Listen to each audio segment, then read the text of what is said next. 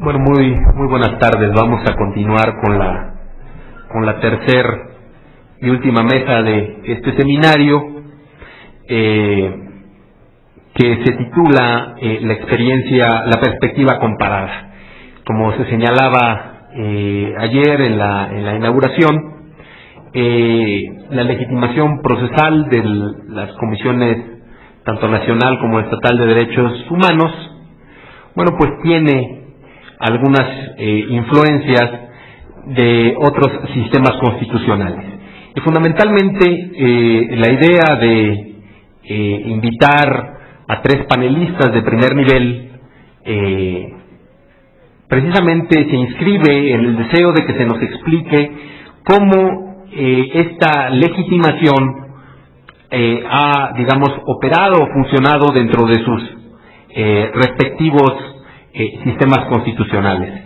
En este sentido, tenemos con nosotros al doctor Joaquín Braje Camazano, que nos hablará de la experiencia del defensor del pueblo en España, y al doctor Alexei Julio Estrada, que hará lo propio en relación a Colombia, y a Edgar Carpio Marcos, que nos hablará de la experiencia peruana. A todos ellos, en primer lugar, nuestro agradecimiento por haber aceptado la invitación que se les formuló para participar en este evento. Iniciamos con la primera exposición a cargo del doctor Edgar Carpio Marcos, y diré sintéticamente que el doctor Carpio es profesor de Derecho Constitucional en las universidades de Lima y de San Martín de Porres. Es profesor también de Derecho Constitucional en la Academia de la Magistratura, exsecretario ejecutivo de la Asociación Peruana de Profesores de Derecho Constitucional, y en la actualidad se desempeña como asesor especializado en Derecho Constitucional dentro del Tribunal Constitucional peruano. Sin más demora, cedo la palabra hasta por 30 minutos al doctor Carpio Marcos. Muchas gracias. Bueno, en primer lugar, mis primeras palabras tienen que ser para agradecer al director del Instituto de Investigaciones Jurídicas, al doctor Héctor Fierro, y a través de él al doctor Miguel Carbonell y a César Astudillo, por la gentil invitación de la que he sido objeto y de esta manera poder participar con ustedes en este evento. Yo voy a tratar de sujetarme al tiempo concedido. Quisiera plantear una ruta de trabajo muy breve, es decir, señalar o establecer cuáles han de ser los puntos sobre los cuales me he de referir. Creo que en una presentación de la experiencia peruana sobre el tema que se nos ha pedido, pasa en primer lugar por determinar de manera muy telegráfica, de manera muy sumaria, muy preliminar también, cuál es el modelo de justicia constitucional que existe en el Perú. Después de analizar cuál es ese modelo de sistema de justicia constitucional existente en el ordenamiento peruano, un poco detenernos en el proceso de inconstitucionalidad de las leyes, que como veremos forma parte de uno de ellos. En tercer lugar, plantear un poco el esquema de la legitimación activa en términos generales también en el mismo proceso de inconstitucionalidad, para finalmente, un último cuarto punto, detenerme sobre la experiencia de 10 años de legitimación activa de lo que en el Perú es la Comisión Nacional de Derechos Humanos y que en realidad se denomina Defensoría del Pueblo. Un ejercicio de una legitimación activa, por lo demás muy exitosa, que seguramente alguna de esas ideas que puedan servir en el caso de México. Empiezo entonces con lo primero. ¿Cuál es el sistema de justicia constitucional que existe en el Perú? Yo les diría que en principio existe un acuerdo casi generalizado, un consenso general de que en el Perú existe lo que el maestro de los constitucionalistas peruanos ha venido a denominar un sistema dual, concurrente o paralelo de justicia constitucional. ¿Esto qué quiere decir? Quiere decir que en el Perú existe tanto la versión de la Judicial Review americana, es decir, el control judicial de constitucionalidad de las leyes, y al mismo tiempo existe un modelo que todo el mundo denomina el modelo europeo o el modelo kelteniano de control de constitucionalidad de las leyes. Ambos modelos coexisten y en principio, según toda la doctrina, Se tratarían de dos modelos de justicia constitucional que no tendrían zonas de interferencia, que no tendrían zonas de intersección, que no tendrían ningún tipo de relación, de manera de que no generaran un sistema mixto de justicia constitucional, sino en realidad se dice, por lo menos en términos generales, de un sistema dual, porque concurren ambos modelos de justicia constitucional. Por un lado, en el modelo americano de control que tenemos, con las características que en esta universidad Cappelletti señalara hace ya bastante tiempo, es decir, se trata de un modelo incidental, se trata de un modelo difuso, lo hacen todos los jueces, y no solamente los jueces del Poder Judicial, sino otro tipo de órganos como el Jurado Nacional de Elecciones, como los propios tribunales militares, que son órganos distintos o separados del Poder Judicial, pero también en una reciente sentencia el propio Tribunal Constitucional peruano ha señalado de que es también una facultad de los tribunales administrativos, órganos administrativos que resuelven determinado tipo de controversias, ejercer también el control judicial de constitucionalidad de las leyes. Se puede ser muy discutible, yo en verdad no lo comparto, por lo menos desde una perspectiva teórica, pero es lo que realmente existe actualmente en el Perú. Los tribunales administrativos son órganos hoy día que tienen la competencia para declarar la inconstitucionalidad de ley. Difuso entonces, incidental, con carácter declarativo. Cuando un juez declara la inconstitucionalidad de una norma, esa declaración se retrotrae al momento en que se expidió la ley, y por tanto simplemente se trata de una simple constatación. Un control concreto porque se realiza en un caso, y los efectos de la decisión de inconstitucionalidad practicada por un juez del Poder Judicial tienen efectos interpartes. Al lado de este modelo, reitero, de Judicial Review, existe un modelo europeo de jurisdicción constitucional, un modelo kelseniano. Existe, en consecuencia, un tribunal constitucional. Un tribunal constitucional que es un órgano absolutamente desligado del Poder Judicial, un órgano ad hoc, un órgano a quien se le ha confiado el conocimiento de una serie de procesos constitucionales, entre ellos el proceso de inconstitucionalidad de las leyes. El control que realiza este Tribunal Constitucional, entonces, es un control en vía concentrada, en vía principal, es un control constitutivo, y es un control cuya decisión de inconstitucionalidad tiene, a diferencia de los jueces del Poder Judicial, efectos generales. Cuando el Tribunal peruano declara la inconstitucionalidad de una ley, la invalida simplemente del ordenamiento jurídico, de ahí en más nadie podrá aplicar esa norma, porque además uno de los efectos de la publicación de la sentencia del Tribunal Constitucional en el diario oficial supone la expulsión de la ley, en el clásico esquema kelseniano del legislador negativo. Claro, aparentemente, efectivamente, se trata de un modelo dual, pero la verdad es, no sé si esto sea del todo exacto. Es decir, no se trata tanto de dos modelos que actúen cada uno por su lado, porque eso generaría muchos problemas. Existen algunas zonas donde se producen relaciones.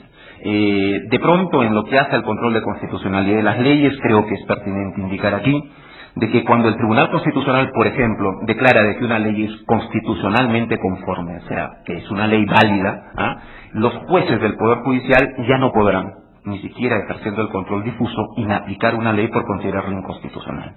Esto en alguna forma supone algún mecanismo, ¿no es verdad?, que hace que tanto el modelo americano como el modelo concentrado que coexisten en el ordenamiento jurídico puedan, de alguna forma, denominarse así un modelo de justicia constitucional, o la configuración de un modelo de justicia constitucional dual, pero funcionalmente mixto, por decirlo de alguna forma.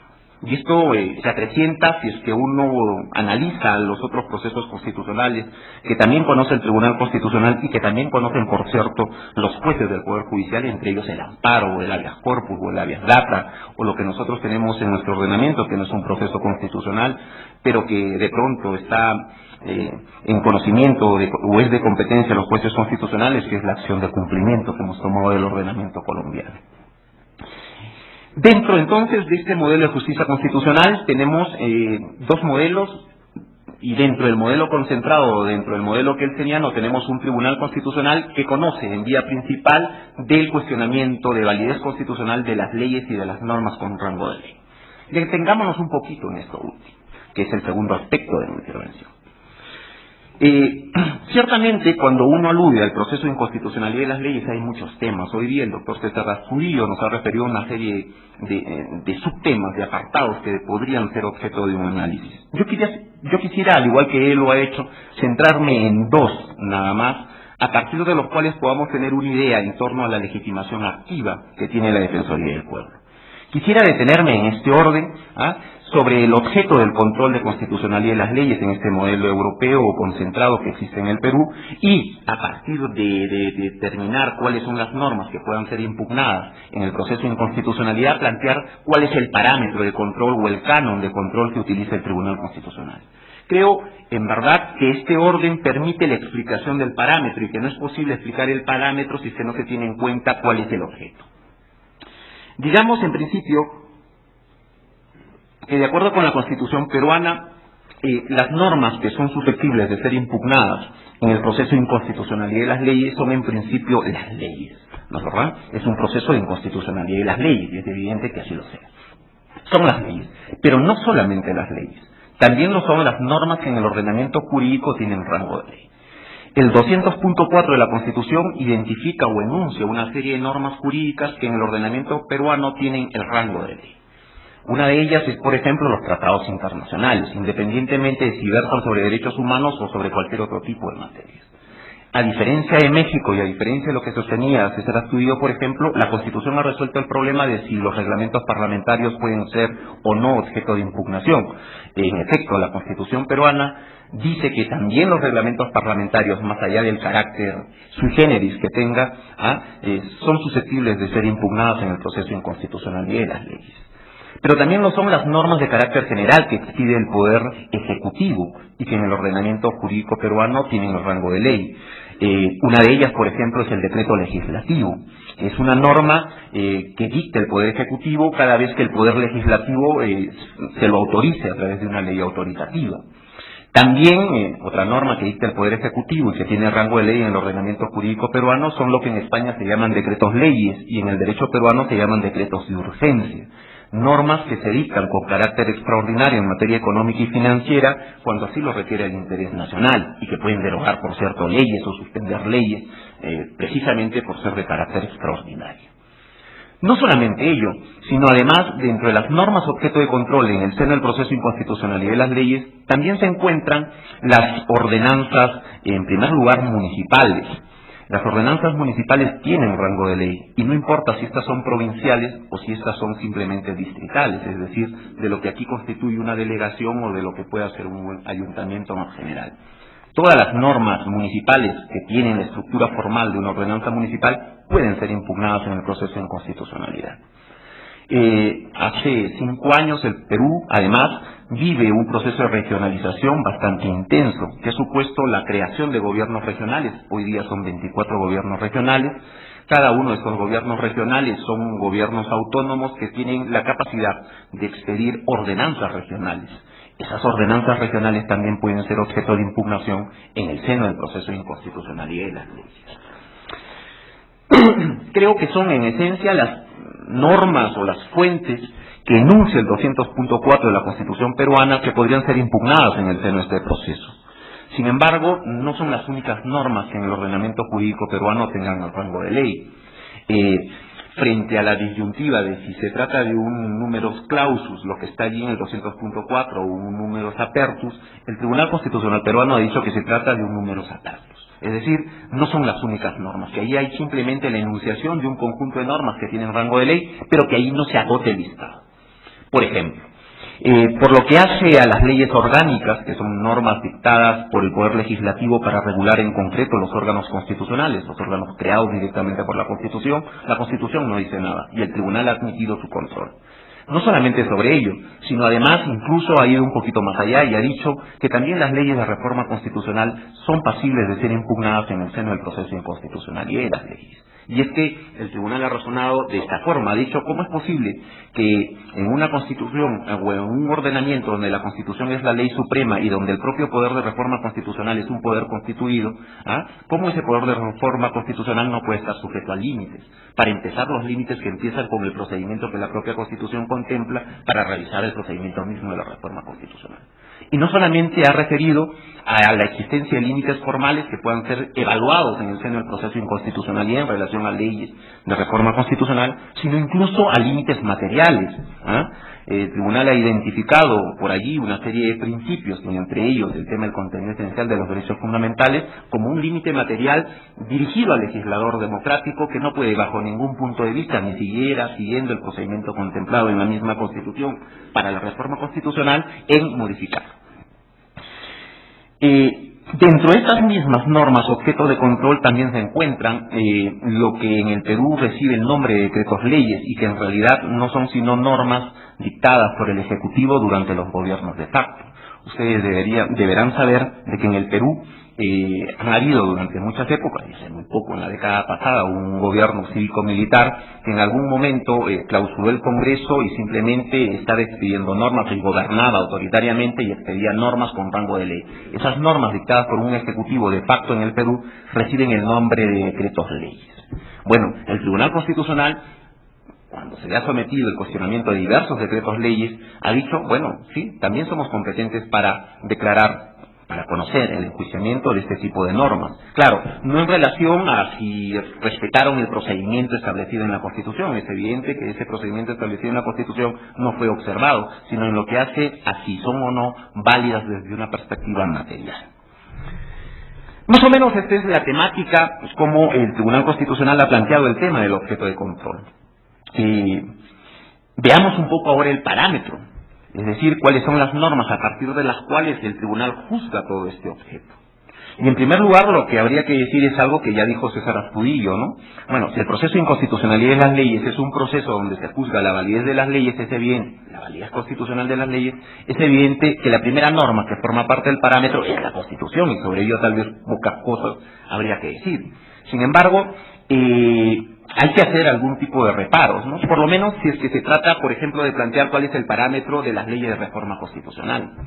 Cierto es que si se analiza, si está previsto la posibilidad de cuestionarse una ley de reforma constitucional, que es una ley que en principio tiene la posibilidad de afectar, para modificar, para incorporar cosas en la Constitución original, es evidente que no toda la Constitución va a formar parte del parámetro, ¿no es verdad?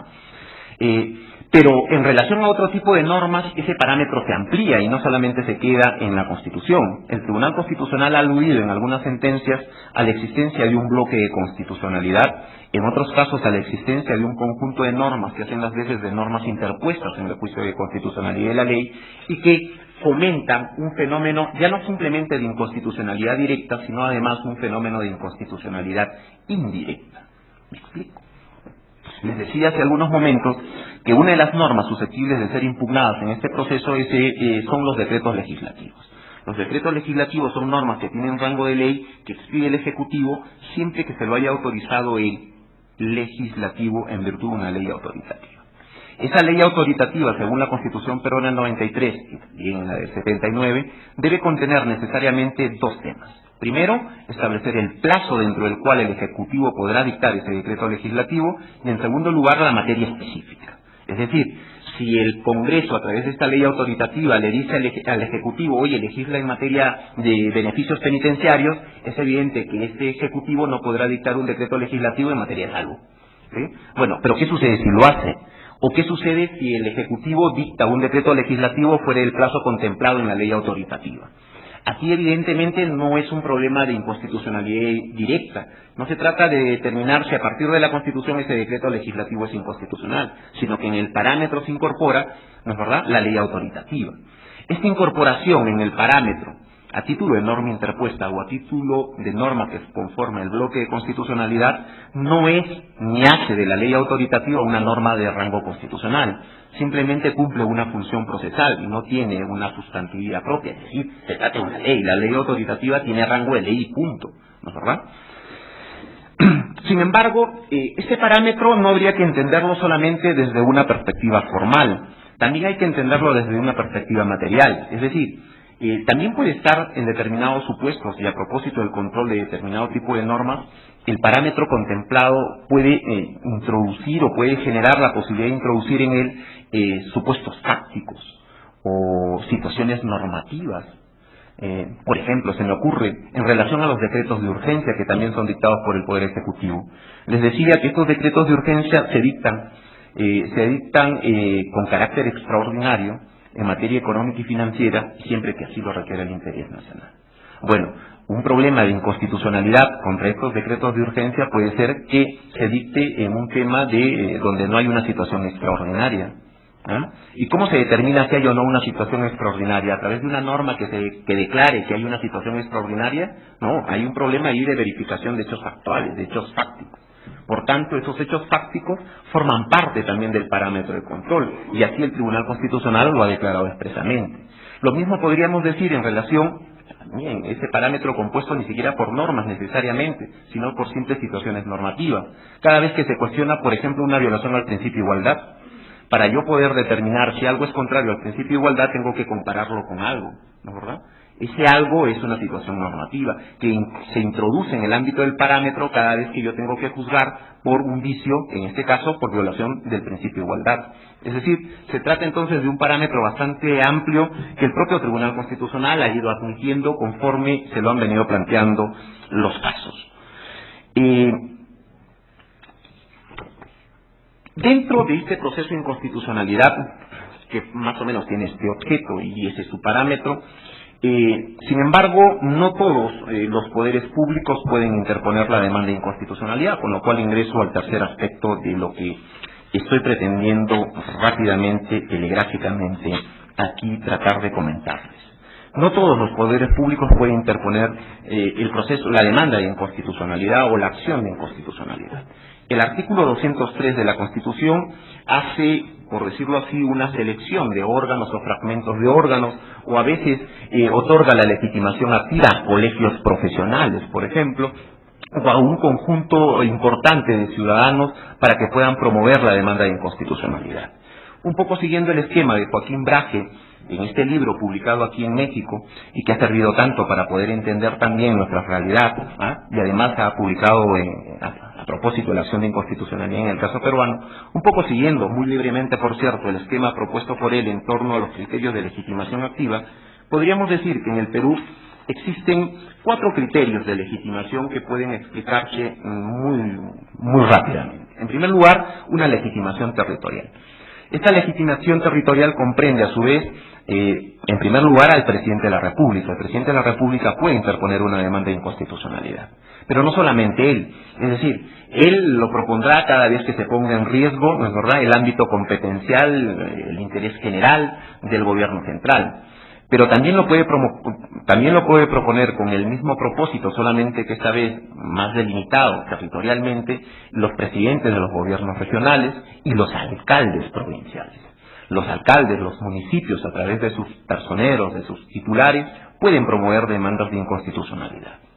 Y cada vez que lo han hecho, tanto el presidente de la República como el presidente del gobierno regional o el presidente o el alcalde de una municipalidad provincial, lo han hecho normalmente con el objeto de proteger ámbitos competenciales propios que pudieran por ahí, ¿no es verdad?, haberse puesto en cuestión como consecuencia de la vigencia de una norma. En segundo lugar, podríamos hablar también de una legitimación de las minorías parlamentarias. La Constitución peruana del 93 contempla la posibilidad de que el 25% del número legal de miembros del Congreso, en efecto, puedan interponer una demanda de inconstitucionalidad. Si tenemos un Congreso unicameral, por cierto, de 120, es evidente que solamente se requiere, ¿no es verdad?, en el caso del 25%, solamente de 30 congresistas que pueden proponer una demanda de inconstitucionalidad. Es cierto que en el caso de la experiencia peruana esa legitimación de minorías parlamentarias es un poco entre comillas, porque a veces han habido demandas de inconstitucionalidad propuestas por parlamentarios que superaron incluso a las mayorías y contra normas dictadas por el propio Congreso, cuando han habido normas muy polémicas, normas que tenían un carácter o tenían un efecto político bastante marcado. Son esas cosas que a veces suceden en nuestros países, ¿no es verdad?, que evidencia la falta todavía de madurez cívica o de madurez política. El tercer criterio de legitimación que ha contemplado nuestra Constitución es lo que podríamos denominar la legitimación gremial o profesional. En esto creo que en América Latina somos los únicos. De acuerdo con la Constitución peruana, también puede promover una demanda de inconstitucionalidad un colegio profesional en materias de su especialidad. Puede ser un colegio de químicos, puede ser un colegio de enfermeros, un colegio de médicos, los colegios de abogados, que son los que básicamente han utilizado o con mayor frecuencia esta legitimación, pueden promover demandas de inconstitucionalidad. Inicialmente el Tribunal Constitucional peruano era un tribunal bastante amplio en admitir, hasta que se dio cuenta de que del total de 221 demandas de inconstitucionalidad, los colegios profesionales habían interpuesto 64. ¿Sí? Se dio cuenta que básicamente la actividad del tribunal era una actividad iniciada por los colegios profesionales hasta que se puso un poquito más restrictivo y dijo, bueno, en materia de esa especialidad, la especialidad tiene que estar vinculada con la ley, no se puede interponer respecto de cualquier ley. Y finalmente, con lo cual ya llegamos al punto vital, existe una legitimación también que podríamos denominar de defensa o de tutela de derechos fundamentales. Dentro de esta legitimación de tutela o defensa de los derechos fundamentales se encuentra, en primer lugar, el Ministerio Público, que es el titular de la acción penal en el Perú. En segundo lugar, los 5.000 ciudadanos a los que antes se ha hecho referencia, que también pueden interponer una demanda de inconstitucionalidad, salvo que se trate de una ordenanza regional o una ordenanza municipal, donde solamente se exige el 1%, y en la medida en que ese 1% no represente un número superior a los 5.000 ciudadanos. Y finalmente, dentro de estos mismos criterios de legitimación de tutela de derechos fundamentales, aún con las notas que vamos a tratar de exponer más adelante, también es posible incluir al Defensor del Pueblo, es decir, a la Comisión Nacional de Derechos Humanos en el Perú. Detengámonos un poquito, disculpen ustedes la rapidez, creo que me faltan algunos minutillos todavía. En relación a la legitimación activa de la Defensoría del Pueblo, en primer lugar debemos de decir que, como es obvio, se trata de una legitimación o de un instituto procesal, por virtud del cual el Defensor del Pueblo tiene la capacidad procesal para iniciar, ¿no es verdad?, una demanda o para proponer una demanda de inconstitucionalidad y de esa manera permitir al tribunal que cumpla la función asignada por el ordenamiento, que es la de ser el órgano de control de la constitucionalidad del sistema. Sin embargo, habría que indicar de que en el Perú no solamente se ha entendido que esta legitimación activa constituye una institución procesal, una legitimación procesal para promover una demanda de inconstitucionalidad. La Defensoría del Pueblo en el Perú ha tenido desde el principio una idea muy clara de que, además de ser un instituto procesal, esa legitimación activa también constituye una competencia constitucional. Al lado de la defensa de los derechos fundamentales, al lado de la supervisión de la prestación efectiva e idónea de los servicios públicos que la Constitución le encomienda expresamente a esa Defensoría del Pueblo, la Defensoría ha entendido de que el otorgamiento de esta legitimación constituye una auténtica competencia constitucional. Solo que, y aquí viene un segundo tema, se trata de una competencia constitucional cuyo ejercicio es discrecional, ¿verdad?, en el sentido de que lo puede promover en relación a la defensa de tutela de derechos fundamentales o cada vez que se viola un principio constitucional, independientemente de si existe o no una queja o una solicitud planteada por un ciudadano o por un grupo de ciudadanos. La Defensoría del Pueblo, desde esta perspectiva, podría promover una demanda de inconstitucionalidad incluso en aquellos supuestos donde no hay quejas. Ya vamos a ver más adelante con qué criterios, que son sumamente interesantes. La ausencia de una expresión que sí lo está para el caso de los gobiernos regionales, que sí lo está para el caso de los gobiernos municipales y que sí lo está para el caso de los colegios profesionales, en el sentido de que cada uno de estos órganos deban hacerlo en materias de su competencia o en materias de su especialidad, ha llevado a la doctrina a afirmar la idea, y así se ha admitido por parte del Tribunal Constitucional peruano, de que ese Defensor del Pueblo goza de una legitimación abstracta, amplia, ¿sí?, para promover una demanda de inconstitucionalidad. Es decir, no está simplemente limitada al tema de la defensa de los derechos fundamentales. Puede serlo por la violación de cualquier principio constitucional.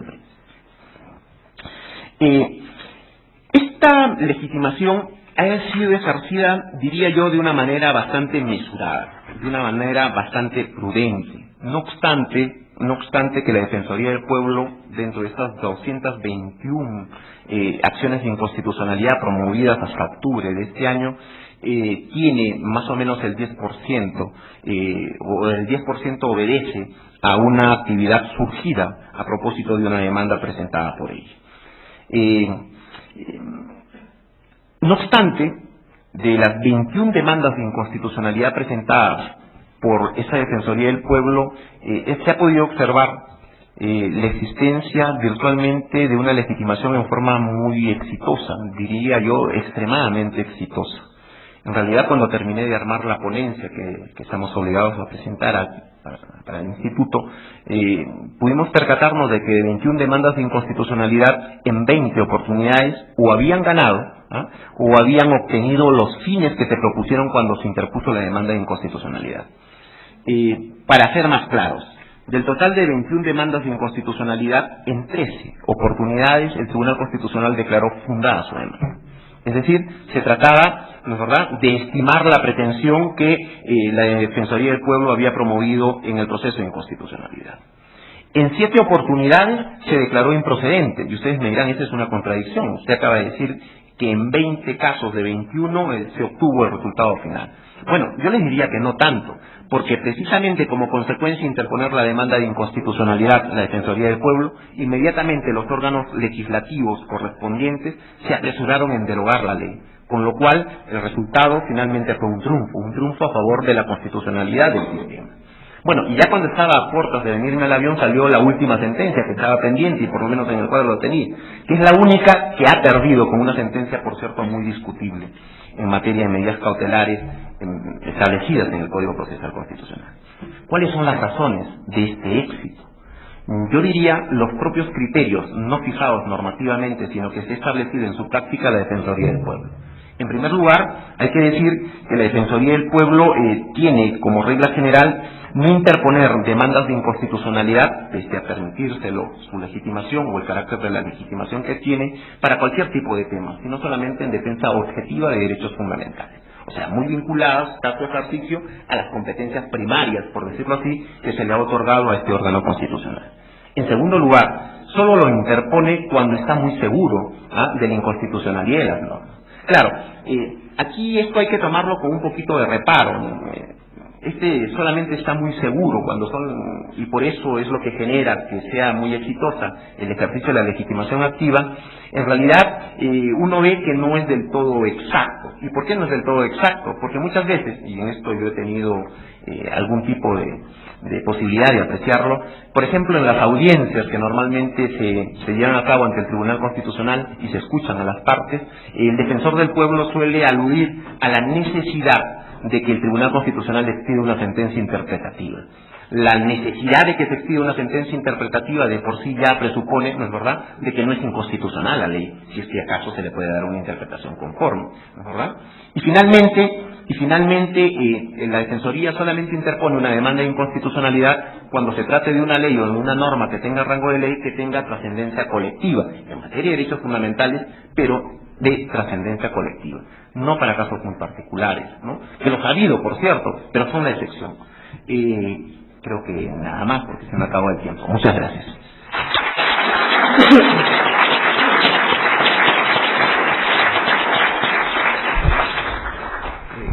Agradecemos al doctor Carpio Marcos esta exposición tan lúcida que nos permite pues acercarnos a la experiencia de esta atribución que tiene conferida el Defensor del Pueblo en Perú, y que además nos permite observar cómo tanto el diseño institucional del sistema peruano como la propia interpretación que el sistema constitucional ha realizado el Tribunal Constitucional pues nos indican que han resuelto una serie de cuestiones que nosotros tenemos todavía abiertas, ¿no? La cuestión de la integración del parámetro de constitucionalidad o la ampliación del objeto de control a normas que no son estrictamente primarias, sino que son, digamos, normas secundarias, como los reglamentos o los decretos leyes a los que se refirió. Y una cuestión más que también me llamó mucho la atención es esta, digamos, integración factual del parámetro, que lamentablemente por tiempo tampoco pudimos esbozar, pero que yo creo que para todas las comisiones de derechos humanos y los representantes que están aquí, sí es muy importante señalar que fundamentalmente cuando se impugna una norma por violación al principio de igualdad, pues sí es muy necesario que esta idea de que hay una compatibilidad abstracta entre la norma constitucional y la norma parámetro, pues se modifique, porque las situaciones factuales en muchos de los casos son los que permiten determinar si un tratamiento del legislador diferenciado entre grupos de personas es o no constitucional, ¿no? Yo creo que ahí también habría necesidad de seguir explorando sobre este tema, pero sí es muy importante, y por eso quería destacar esto que nos ha comentado el doctor Carpio. Enseguida vamos a dar paso a la exposición del doctor Joaquín Braje Camazano, que nos va a hablar del defensor del pueblo y la tutela de los derechos fundamentales en España. Sintéticamente diré que, como se dijo ayer, el profesor Braje es profesor de Derecho Constitucional en la Universidad Complutense de Madrid, es doctor europeo en Derecho Hispano-Alemán, es autor de 6 libros y más de 30 artículos publicados en revistas especializadas de muchas partes del mundo, pero con énfasis especial en México, porque afortunadamente somos receptores privilegiados de su trabajo académico. En ese sentido, me da mucho gusto también recibir a un buen amigo, al doctor Braje Camazano, y tiene el uso de la palabra por 30 minutos. Muy bien, buenos días a todos, ya casi buenas tardes, porque por lo menos ya estamos cerca de la hora de comer. Para mí también es un placer y un honor estar aquí hoy. Como digo, pues quiero expresar mi gratitud al director del instituto y a los coordinadores, y muy especialmente a los profesores César Astudillo y Miguel Carbonell. Como dije también ayer, para mí venir a México pues es siempre una suerte, y en ese sentido también en lo personal pues la verdad que estoy muy contento de tener esta oportunidad de estar aquí unos días. Voy a tratar de cubrir el tema en el tiempo concedido, e incluso un poco menos, porque nos encontramos, bueno, pues ya un poco fuera de hora y hemos sido demandados por torturas o por tratos inhumanos, ¿no? Por ello, bueno, pues trataré de dar una visión general de lo que es la legitimación activa del defensor del pueblo en España. El defensor del pueblo es el ombudsman en España. Se utilizó esta terminología posiblemente tomada o inventada, pero desde luego tiene un precedente al menos en unas propuestas que se hicieron en Portugal unos años antes de la Constitución española. Constitución, por cierto, la mía, que cumple hoy 28 años, y hay, bueno, pues un gran jurista que fue Rudolf Esment, de quien ha publicado recientemente un libro este instituto, que defendía este jurista Rudolf Esment que las fechas tenían un valor integrador muy importante, de integración constitucional y política, y así es. Y creo que en el caso de esta fecha, pues el hecho de estar aquí celebrando este seminario, pues contribuye a tener una mayor unidad cultural de todos los que formamos la comunidad iberoamericana. En todo caso, antes de hablar ya de lo que es la legitimación activa propiamente dicha del defensor del pueblo en España, sí me gustaría insertar esa legitimación activa de nuestro defensor del pueblo para plantear en abstracto la constitucionalidad o inconstitucionalidad de las leyes ante el Tribunal Constitucional, el órgano de la constitucionalidad en España. Pues me gustaría referirme al contexto de derecho comparado en que se inserta. En este sentido, y un poco pues ha hecho referencia a eso ya el profesor Carpio, creo que los sistemas de legitimación activa, que son muy variados, se pueden reconducir por lo menos a una cierta sistematización que permite englobar al menos los que guardan una relación entre sí y conllevan un incremento de los órganos legitimados. En este sentido, creo que el derecho comparado se puede hacer una gran distinción, y así lo propuse hace años ya en la primera edición de ese libro de la acción, ahora se titula Acción Abstracta de Inconstitucionalidad, editada por la UNAM. Pues creo que se puede distinguir en primer lugar entre dos grandes sistemas de legitimación activa en materia de control abstracto, es decir, al margen de cualquier caso concreto, de control abstracto de la constitucionalidad de las leyes. Por un lado estaría por la solución que a priori parece la más lógica y la mejor, y que consiste en atribuir la legitimación activa, es decir, la facultad de acudir ante el órgano de la constitucionalidad de que se trate, a cualquier persona. Aquisquis de populo, utilizando una expresión latina. Cualquier persona del pueblo podría acudir ante el órgano de la constitucionalidad. Este sistema es el sistema de acción popular. A él se refirió ya cuando hablaba de la creación de los tribunales constitucionales Hans Kelsen. Y además reconocía lo que podemos denominar como la superioridad teórica. Es decir, reconocía que en teoría este sistema era idóneo, era el mejor. Lo que pasa es que desconfiaba de que eso pudiese funcionar y podía tener muchos más inconvenientes que ventajas. Que es lo que yo creo que pasa desde luego en países como España y posiblemente en todos los países europeos por lo menos. En España desde luego sería contraproducente desde mi punto de vista, y creo que es una opinión generalizada, que existiera esta acción popular, en el sentido de que cualquier persona pudiese acudir ante el Tribunal Constitucional a plantear en abstracto la constitucionalidad o inconstitucionalidad de una ley. Sin embargo, este sistema existe en la realidad. Existe en la realidad especialmente en dos países latinoamericanos, Colombia y Venezuela, que tienen una larga tradición ya en materia de acción popular, aunque no sea de constitucionalidad. Pues bien, aparte de estos países que mantienen, o tienen ahora una acción popular para acudir ante el Tribunal Constitucional o el órgano de la constitucionalidad a plantear la constitucionalidad de la ley, existen otros países, como son también, por ejemplo, El Salvador, Nicaragua, Panamá, y también en Europa existe el caso de un Estado federado, que es Baviera, y también otro país europeo, aunque allí se está discutiendo mucho la derogación de esta facultad, que es Hungría. Pero por lo menos en los momentos iniciales de ruptura con el comunismo también se instauró una acción popular que ha resultado muy problemática. En todo caso, esta acción popular, como digo, existe especialmente en países latinoamericanos. La tierra de la acción popular de inconstitucionalidad es Latinoamérica. No existe en la mayoría siquiera de los países latinoamericanos, pero sí en unos cuantos, los que acabo de mencionar. En algunos de ellos no lo tiene todo el mundo, sino los nacionales, pero en cualquier caso se puede considerar como una acción popular en un sentido lato también. En otros países latinoamericanos, sin haber una acción popular, hay algo muy próximo a una acción popular.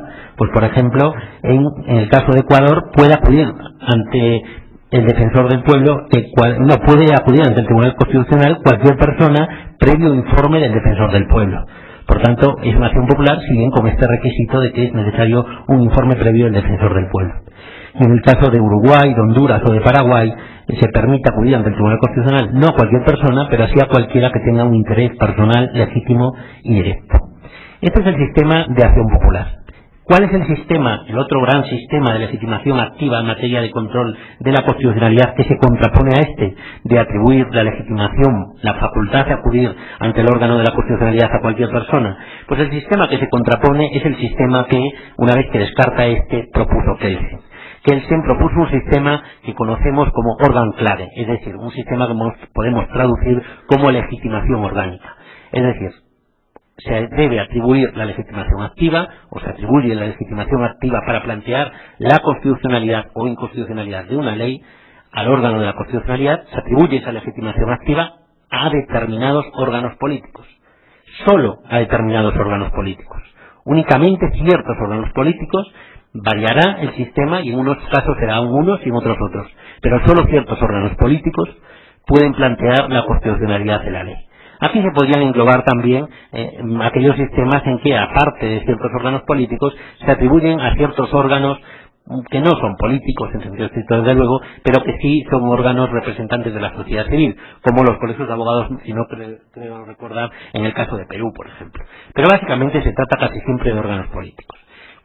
Dentro de este sistema de legitimación activa solo determinados órganos políticos, que es el modelo al que, desde mi punto de vista, desde luego, responde México, pero responden también prácticamente todos los países europeos y algunos de los latinoamericanos, pues bien, las variantes que existen dentro de este sistema pues son casi tantas como países. Sin embargo, creo que hay ciertos modelos muy significativos y que además conllevan, y se puede observar en ellos desde mi punto de vista, una cierta evolución, en el sentido de que existe una evolución escalonada y cada modelo asume el anterior.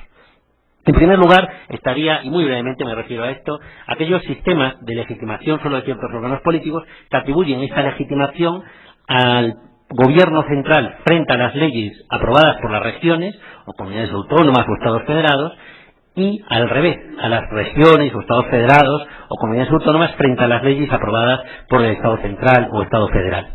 Esta es la legitimación que propuso Kelsen, esta es la legitimación que se asumió inicialmente en Austria y es la legitimación activa que está vigente actualmente en Italia. Es una legitimación que podemos denominar legitimación territorial, porque responde a una finalidad de defensa de intereses territoriales.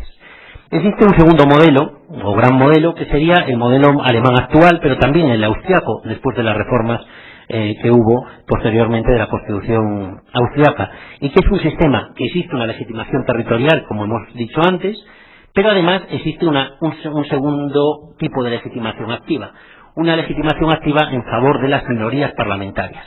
Las minorías que se ven derrotadas en el Parlamento pueden impugnar las leyes que se han aprobado pese a su oposición. Es una legitimación que responde a la finalidad de protección de las minorías parlamentarias.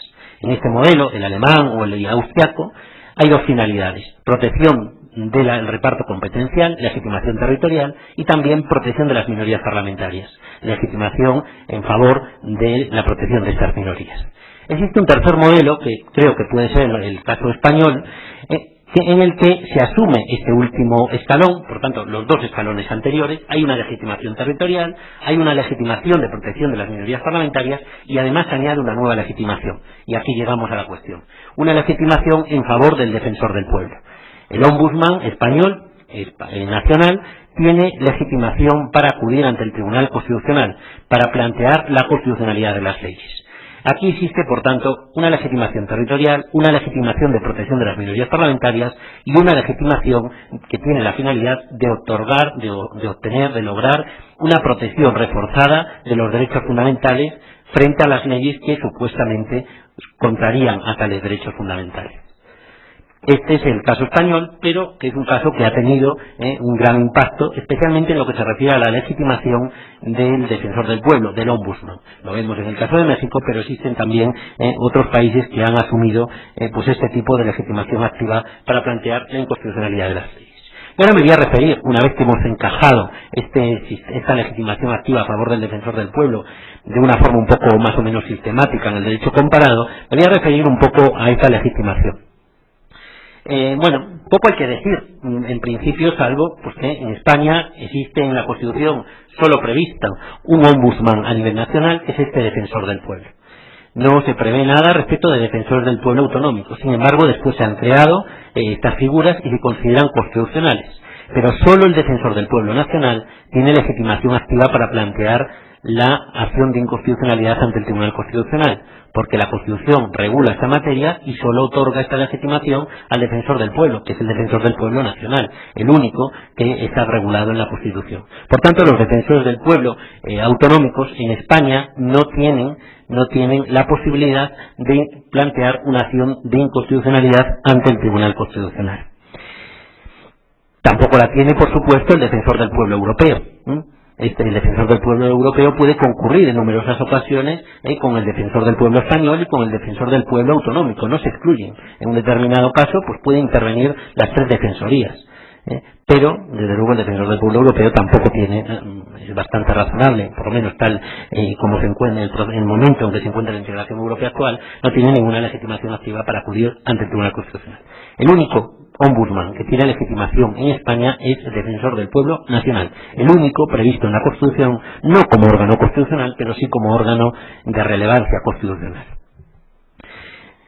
En segundo lugar, también me gustaría destacar que las normas que puede impugnar el defensor del pueblo español ante el Tribunal Constitucional son todas las que puede impugnar cualquiera otro de los legitimados, las minorías parlamentarias o el gobierno central y los gobiernos autonómicos o gobiernos regionales.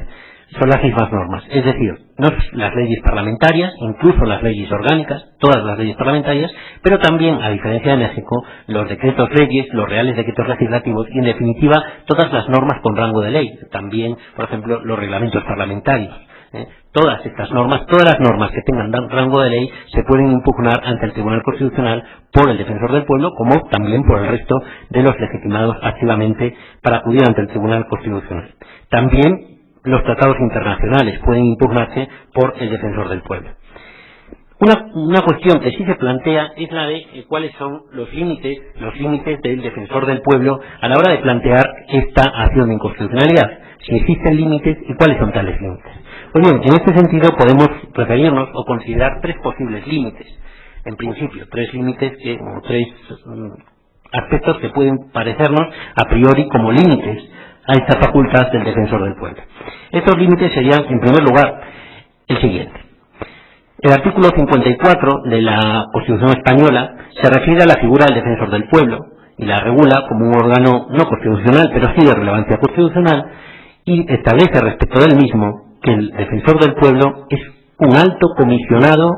Un comisionado, como sabemos, es como un representante, todos conocemos lo que es la comisión, jurídicamente, pues es un alto comisionado de las Cortes Generales, es decir, del Parlamento Nacional, un alto comisionado de las Cortes Generales para la defensa de los derechos fundamentales. A partir de esta definición de lo que es el defensor del pueblo en la Constitución, hay autores tan relevantes como Aragón Reyes, por ejemplo, que consideran que la legitimación activa del defensor del pueblo se ha de ver limitada a aquellos casos en que considere que la ley es contraria a un derecho fundamental, no cuando considere que es contraria a otra norma de la Constitución, pero que no sea un derecho fundamental. Incluso aunque sea contraria a ciertos derechos que están en la Constitución y son derechos constitucionales, pero no son derechos fundamentales. Hay otros autores, en cambio, que consideran que el defensor del pueblo puede impugnar todas, las leyes basándose en cualquier precepto constitucional, no solo en los relativos a los derechos fundamentales, sino también o preceptos que reconocen otros derechos o que son simplemente preceptos de la parte orgánica de la Constitución, que no regulan derechos. En el medio hay también algún autor que dice que el defensor del pueblo puede alegar la vulneración de derechos fundamentales y también de la norma o de las normas que regulan la institución del defensor del pueblo, para defenderse de un vaciamiento de su propio contenido como defensor del pueblo. Pues bien, el Tribunal Constitucional se ha pronunciado, por lo menos en algún obiter dicta, en algún pronunciamiento dicho de paso, digamos, y ha dicho que la legitimación del defensor del pueblo parece que no se ve limitada a la alegación solo de la contradicción con derechos fundamentales. Es una diferencia con México, con la legitimación actual. Por tanto, el defensor del pueblo en España, pese a que sea un alto comisionado de las Cortes Generales para la tutela de los derechos fundamentales, puede alegar la vulneración de los derechos fundamentales, pero también de otros derechos y de cualquier norma de la Constitución, incluso aunque no reconozca un derecho. Este, por tanto, límite es un límite inexistente a la postre, por lo menos según los pronunciamientos del Tribunal Constitucional, aunque no sean completamente definitivos o no se puedan considerar como tales. Pero en principio, desde luego, parece que a efectos prácticos de derecho positivo, la interpretación del Tribunal Constitucional no ha establecido esta limitación, que era una limitación porque tenía bastante razón de ser, en una interpretación, en una hermenéutica sistemática del texto constitucional y atendiendo también al telos, al fin de la institución del defensor del pueblo. Sin embargo, lo que ha dicho el Tribunal Constitucional es que esta limitación, por tanto, no es operativa. Otra cuestión que se plantea es la de ser un plazo para que el defensor del pueblo impugne la constitucionalidad de la ley. Pues sí, hay un plazo y es un plazo de 3 meses. Tiene que impugnarlo en un plazo máximo de 3 meses desde la publicación de la ley, de la norma de que se trate. En el caso de México ocurre lo mismo, existe un plazo de 30 días. Desde mi punto de vista, ayer lo anticipé también, creo que este plazo debería suprimirse, en el caso de México desde luego, y además como es algo que está regulado no en la Constitución sino en la ley reglamentaria, si no me equivoco, pues debería modificarse la ley reglamentaria para suprimir la existencia de este plazo respecto al defensor del pueblo. Los motivos son que el defensor del pueblo no es un órgano político, pero no es un órgano politizado o partidista, como lo son el resto de los legitimados, o desde luego en mucha menor medida, y responde a una finalidad primaria de tutela de los derechos de los ciudadanos. En este sentido, creo que sería razonable que o tuviera un plazo más largo o preferentemente no existiera plazo en el caso de la Comisión Nacional de Derechos Humanos. No se ha establecido en la Constitución, pero creo que la reforma de la ley reglamentaria, que parece imperativa, debería suprimir este plazo en el caso de la Comisión Nacional. Y aquí queda esta propuesta y ojalá que no caiga en saco vacío. Por otro lado, otro posible límite que se plantea respecto de la legitimación activa del defensor del pueblo es un límite que no está establecido en ninguna norma, pero que responde a una práctica bastante consolidada, y que es la que podemos denominar como subsidiariedad, y que desde el propio defensor del pueblo se ha dicho, incluso en ocasiones se ha reconocido esta práctica y se le ha atribuido al principio de neutralidad. ¿En qué consiste este límite? Pues consiste en que el defensor del pueblo, por lo menos desde el año 1987, cuando algún otro de los órganos legitimados ha planteado una acción de inconstitucionalidad contra una ley ante el Tribunal Constitucional, el defensor del pueblo no la plantea. Por tanto, solo actúa subsidiariamente. Por esto digo que se puede considerar que responde a un principio de subsidiariedad. Desde mi punto de vista, esta práctica es completamente errada y equivocada, y desde luego desconoce lo que ha de ser una institución como el Ombudsman, Defensor del Pueblo, o como queramos llamarlo. El hecho de que un sujeto legitimado, que por lo demás puede después desistir, porque en España cabe el desistimiento en la acción de inconstitucionalidad, pues el hecho de que un órgano legitimado haya planteado la inconstitucionalidad no quiere decir que el defensor del pueblo no lo pueda hacer y que lo deba hacer. Supongamos que una ley establece algún tipo de discriminación bárbara, pues por ejemplo contra los judíos en España, ¿no? Entonces, si lo impugna 50 diputados, el defensor del pueblo ya no lo impugna. Eso es una cosa completamente absurda, llevada al extremo, ¿no? Y aquí vemos que se desconoce la función del defensor del pueblo, que impugnando la constitucionalidad de la ley, aunque lo hagan otros sujetos legitimados, pues otorga mayor peso, otorga una cierta mayor legitimidad a esa pretensión. Y sobre todo, el defensor del pueblo cumple la función para la que ha sido designado, que es para defender al pueblo, y no para defenderla con carácter subsidiario después de que lo hagan los parlamentarios o las minorías parlamentarias o el gobierno central o el gobierno autonómico, sino para que lo haga con carácter principal, que tampoco es tanto esfuerzo. Desde este enfoque, yo desde luego soy contrario completamente a esta práctica, que me parece una práctica vergonzosa, y mucho más todavía cuando se presume desde la propia Defensoría del Pueblo de este teórico principio de neutralidad. Porque la neutralidad frente a la protección de aquellos a quienes tienen que defender, que son los ciudadanos, pues es una mala neutralidad, y una neutralidad desde luego de la que no debería vanagloriarse el defensor del pueblo. Por otro lado, y esto es el tercer y último límite, por otro lado, otra cuestión más que me parece que se puede tratar respecto de la legitimación activa del defensor del pueblo es la relativa a la discrecionalidad. El defensor del pueblo tiene reconocida, y así lo dice toda la doctrina, una facultad discrecional, de discrecionalidad absoluta prácticamente, para decidir si plantea o no plantea la acción de inconstitucionalidad ante el Tribunal Constitucional. Tiene libertad absoluta para decidir esta cuestión, si lo hace o si no lo hace. Desde mi punto de vista, esto es también algo que habría que fijarle ciertos límites, y también en el caso de México, ¿no? En el caso de México pienso que debería establecerse en la ley reglamentaria o en la ley de la Comisión Nacional y en las comisiones estatales una vía de acceso de los ciudadanos ante estas comisiones para, instar de ellas que se plantee, por medio de una solicitud, una petición, que se plantee una determinada acción de inconstitucionalidad. Y además debería establecerse bajo ciertos requisitos incluso la posibilidad de impugnar la decisión del pueblo, la decisión de la Comisión Nacional o las estatales, en el caso de México, denegatorias del planteamiento de la acción de inconstitucionalidad, por lo menos en los casos de arbitrariedad manifiesta.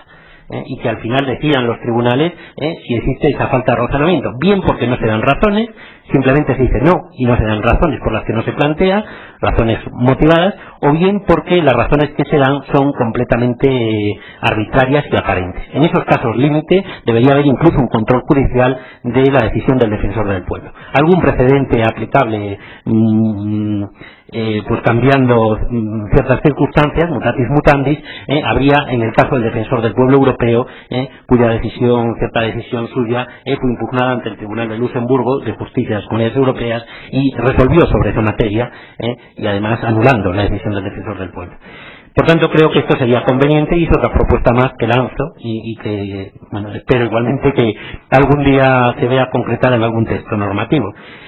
Por otro lado, también creo que quizás sería bueno regular en ciertas condiciones que el defensor del pueblo o las comisiones nacionales o estatales serían incluso obligadas a plantear la acción de inconstitucionalidad, o que su discrecionalidad se reduzca mucho.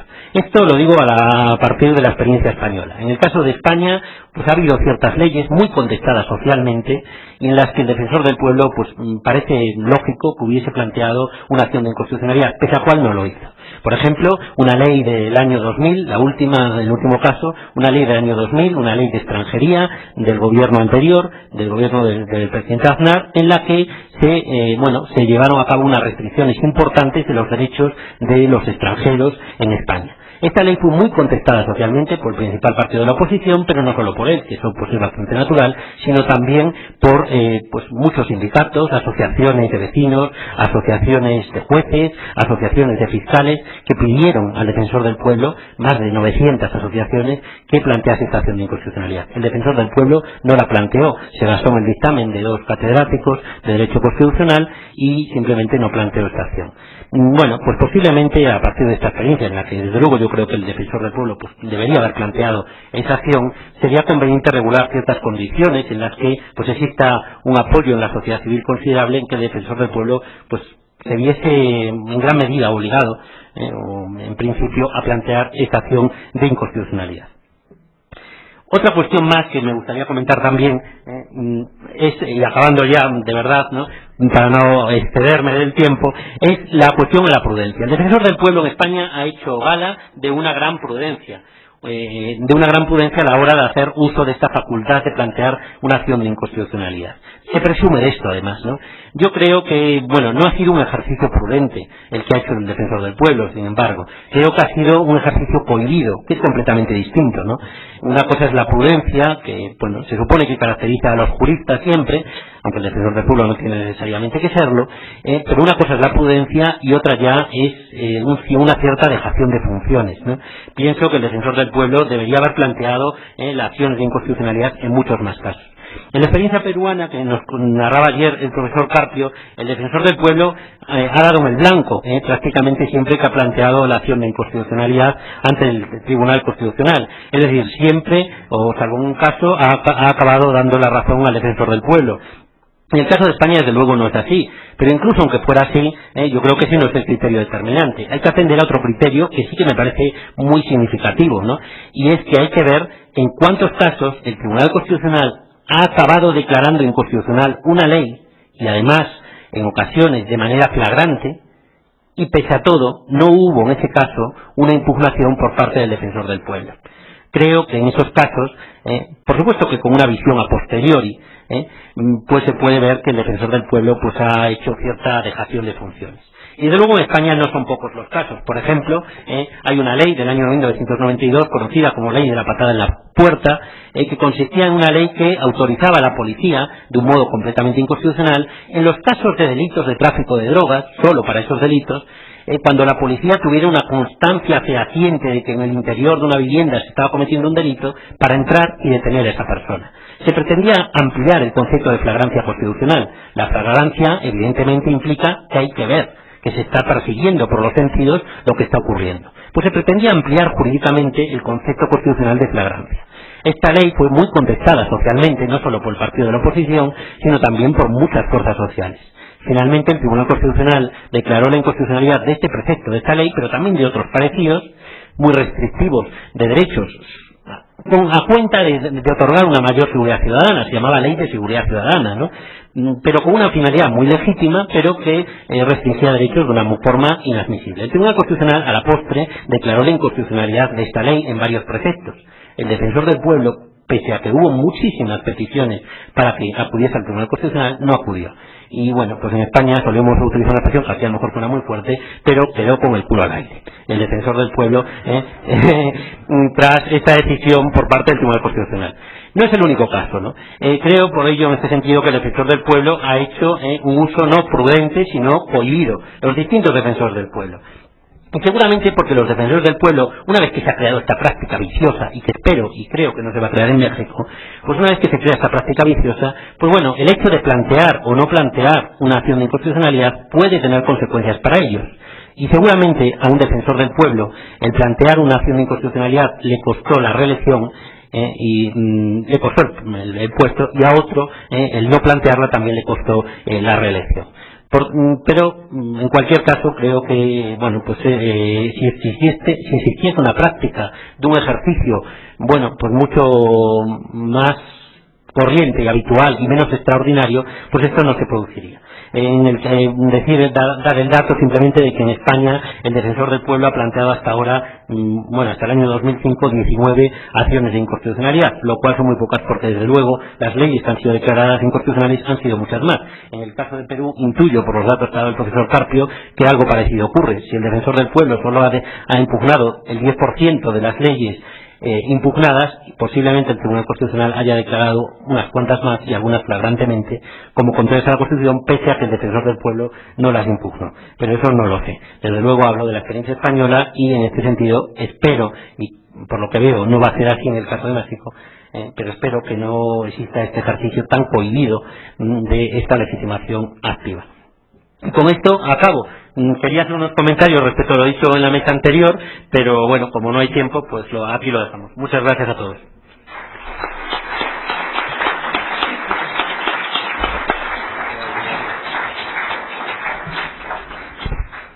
Agradecemos mucho la participación del doctor Brahe. Yo rescataría de lo que nos ha dicho dos cosas que creo que nos pueden ser de utilidad. En primer lugar, este elemento de subsidiariedad en la actuación del Defensor del Pueblo español respecto a la promoción del recurso de inconstitucionalidad. Yo creo que va a ser importante ver cuáles son las actitudes que se asuman tanto en la Comisión Nacional como en las Comisiones Estatales de Derechos Humanos, en función de que, recordemos, son órganos unipersonales y en ese sentido la promoción de las acciones de inconstitucionalidad van a surgir en función, digamos, de la valoración exclusivamente de los titulares con la gente que les apoye para ver si promueven o no una acción. En ese sentido también vincular esta cuestión al hecho de lo que comentaba Joaquín, que se me hace muy interesante también, ver cuál va a ser su actitud en el momento en que una persona, un grupo de personas o determinado grupo de profesionistas se acerquen a la Comisión Nacional o a las comisiones estatales para pedirles que hagan uso de esta legitimación, ¿no? Ver si estos órganos se van a sentir vinculados a esa solicitud o si van a decidir, digamos, discrecionalmente si, hacen uso de esta legitimación. Yo rescataría esos dos comentarios, que lógicamente tendremos que ver cómo se desarrolla la experiencia mexicana en este sentido. Vamos a dar paso a la participación del doctor Alexei Julio Estrada. Él nos va a hablar de la legitimación del Defensor del Pueblo en Colombia, y decir únicamente que la síntesis curricular que me ha proporcionado el doctor Alexei, que es doctor en Derecho por la Universidad Complutense de Madrid, es profesor de la Universidad Externado de Colombia y es magistrado auxiliar de la Corte Constitucional Colombiana, autor de distintos libros y artículos especializados en justicia constitucional. Cedo pues el uso de la palabra a mi amigo el doctor Alexei Julio Estrada. Bueno, buenas tardes. En primer lugar, al igual que mis antecesores, quisiera comenzar mi exposición agradeciendo la amable invitación del Instituto, de su director, el doctor Fizierro, y de los investigadores Miguel Carbonell y César Astudillo, y por supuesto de la Comisión Nacional de Derechos Humanos de México, a participar en este evento y por lo tanto poder compartir con ustedes en la tarde de hoy. El objeto de mi exposición, como bien dijo el moderador de esta mesa, es el papel de la Defensoría del Pueblo en el control constitucional en Colombia. Sin embargo, para, conseguir exponer de una manera más articulada e inteligible el papel que juega la Defensoría del Pueblo en los procesos de constitucionalidad, necesariamente tengo que hacer unas referencias tanto al control o a la mecánica del control constitucional en Colombia, como al lugar que ocupa la Defensoría del Pueblo en la Constitución Orgánica Colombiana y a sus funciones, por supuesto.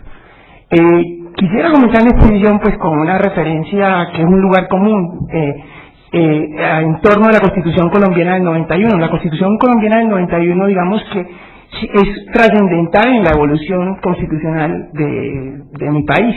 Y en cierta medida esa Constitución significa una ruptura frente a los ordenamientos constitucionales anteriores, pero también significa, digamos, que una evolución, una especie de continuidad dentro del proceso constitucional colombiano. ¿En qué medida es una ruptura? Es una ruptura en cuanto que es la Constitución que introduce un entramado de principios, valores y derechos en el ámbito constitucional. En esa medida, digamos que la Constitución introduce normas de carácter abierto e indeterminado a las cuales los jueces afortunadamente les dieron un valor dentro del proceso de control constitucional, y digamos que en esa medida ha aumentado o digamos que ha producido una explosión del constitucionalismo colombiano y ha obligado a la Corte a trabajar muchísimo en la medida como los anteriores expositores habían puesto de manifiesto la introducción de normas de carácter o estructura abierta indeterminada como derechos fundamentales o principios tales como dignidad humana, el libre desarrollo de la personalidad, el derecho a la igualdad, derechos sociales como la vivienda digna, etcétera, etcétera, implican una seria labor hermenéutica por parte de los jueces. Y todos esos principios, valores y derechos se convierten en parámetro de control de la legislación vigente y en parámetro de control de la actuación de los poderes públicos, el legislativo, el ejecutivo y por supuesto el judicial. Y aquí una breve referencia que intenta, digamos, casar con las observaciones de los anteriores expositores. En esa materia, la Corte Constitucional Colombiana ha sostenido una interpretación amplia del catálogo de derechos de la Constitución, que trae la Constitución del 91, bajo el entendido que nuestra Constitución no tiene un catálogo de derechos cerrado y que tiene dos cláusulas de apertura. Una cláusula de apertura al sistema internacional de protección de derechos humanos. En esa medida, todos los tratados de derechos humanos se entienden incorporados a la Constitución y que hacen parte de la Constitución, y en esa medida son parámetros de control de las leyes o digamos de las normas de rango legal. Y en segunda, una cláusula de apertura a la creación judicial de derechos fundamentales. Se ha entendido que nuestra Constitución habilita a los jueces a crear derechos fundamentales que en principio serían derechos fundamentales innominados, que no tienen reconocimiento expreso en la Constitución. Bueno, eso en cuanto a la parte dogmática. En cuanto a la parte orgánica, la Constitución colombiana sí representa, digamos, una especie de continuidad respecto al anterior ordenamiento vigente, la Constitución del siglo de 1886. En esa medida, nuestra Constitución sigue un esquema tradicional. Hay tres ramas del poder público: hay una rama ejecutiva, hay una rama legislativa, hay una rama judicial, pero, y esto sería la evolución, se introducen órganos que no hacen parte de esas ramas tradicionales del poder público. Se introducen específicamente lo que se denominan organismos de control y la Organización Nacional Electoral. Dentro de los organismos de control es que se sitúa la Defensoría del Pueblo, es decir, organismos que no hacen parte de ninguna rama del poder público y cuya función es específicamente controlar las ramas del poder público y controlar la actuación de los restantes poderes. La Defensoría ocupa un lugar específico dentro de esos organismos de control y luego me referiré con más detalle a cuáles son sus funciones y cómo encaja, digamos, dentro de ese sistema organizativo de la Constitución colombiana del 91. Pero como les dije, para poder entender la función o el papel que juega la Defensoría dentro del sistema de control constitucional colombiano, hay que hacer una referencia necesaria al sistema de control colombiano, que como bien indicó uno de los anteriores expositores, es un sistema bastante peculiar.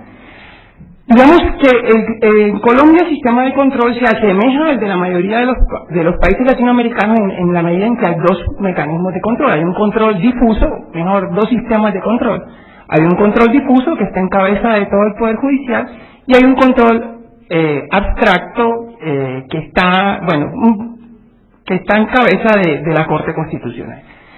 Me voy a referir específicamente, digamos, al modelo de control abstracto y que está en cabeza de la Corte Constitucional. Ese control se ejerce por dos vías. Digamos que hay una serie de controles que ejerce la Corte Constitucional que son controles oficiosos o automáticos, es decir, controles que no requieren acción. Hay ciertas normas que solo al ser expedidas o incluso antes de que entren en vigor son examinadas por la Corte y su constitucionalidad es estudiada por la Corte. En esa medida, repito, que son controles automáticos u oficiosos. Hay ciertas normas, digamos, que por su importancia, como las leyes estatutarias, que tratan unas materias que a juicio del constituyente eran muy importantes, derechos fundamentales, partidos políticos, administración de justicia, etcétera, etcétera, que tienen un control automático u oficioso. Los decretos expedidos en virtud de los estados de excepción, los tratados internacionales, todas esas normas tienen un control automático y oficioso. Y hay otra vía de control abstracto, que es la acción.